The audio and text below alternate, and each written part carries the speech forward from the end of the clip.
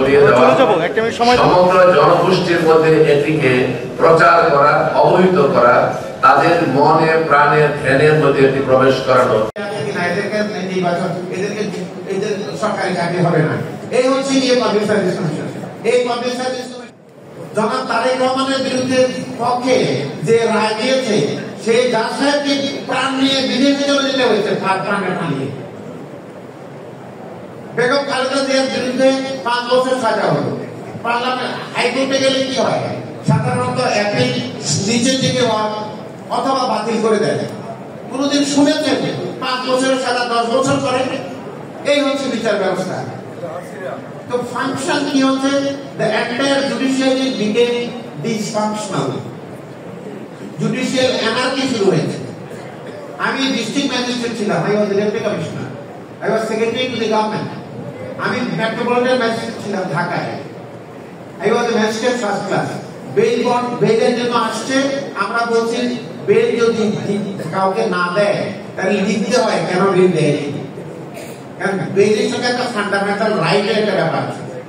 একজন আসামি পুলিশ ধরলে 24 ঘন্টার মধ্যে পরবর্তী ম্যাজিস্ট্রেটের কাছে, নিয়ারেস্ট ম্যাজিস্ট্রেটের কাছে হাজির করতে হয়। কেন? পুলিশও মানুষ, ম্যাজিস্ট্রেটও মানুষ। কেন? পার্সেপশন হচ্ছে যে ব্রিটিশ আমল থেকে পুলিশ তাকে ধরে আনে, অন্যের কথায় জোর করে অন্যায়ভাবেও করতে পারে। একজন ম্যাজিস্ট্রেটের কাছে যখন নেয়, তখন সে দুটো পক্ষকে শুনে যদি বলে যে না ঠিক আছে, he will be remanded to custody, it's okay, কিন্তু সে ন্যায় বিচার করবে, দরকার হলে বেল দিয়ে দেবে।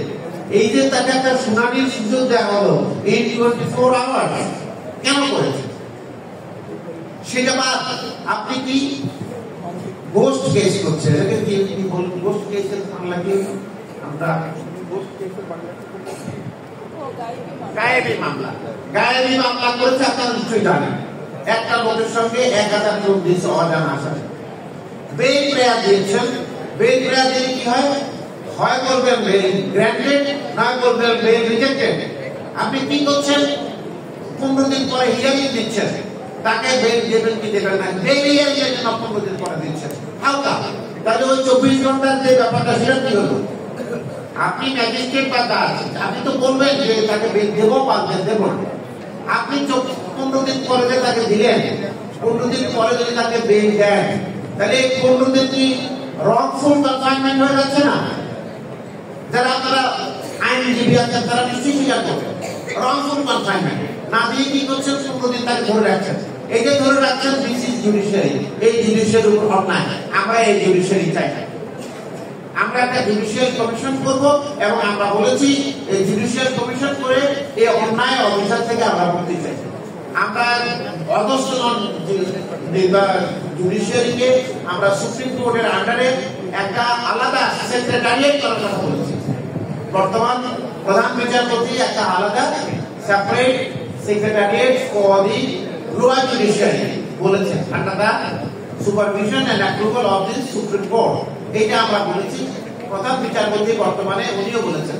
এইটার সঙ্গে আমরা একমত এবং আমরা এটা করবো ইনশাআল্লাহ। কয়েকটা পদ্মা সেতু হতে পারত, কয়েকটা হসপিটাল হতে পারত।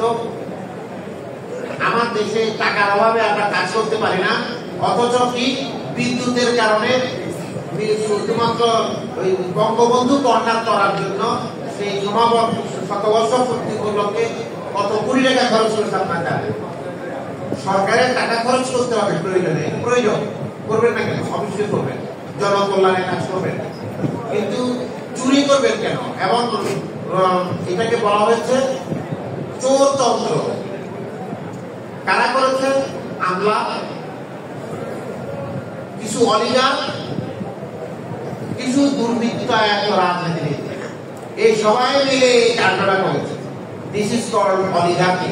এই অলিগার্কি যে দুর্নীতি, এই দুর্নীতি থেকে আমরা বেরিয়ে আসবো ইনশাআল্লাহ।